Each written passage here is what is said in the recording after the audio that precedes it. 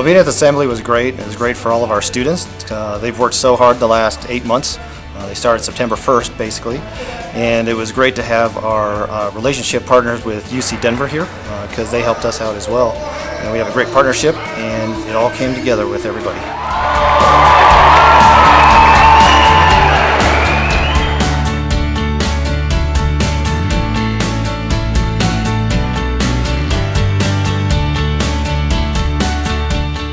I felt a great sense of pride in the community for all the support and the team members.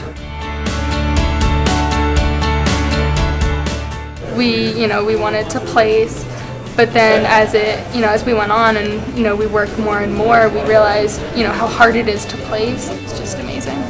What we're looking at next is the students have already talked, and we're going to do 2 cars next year. We're going to do a prototype and also an urban concept car. They've already started designs for that.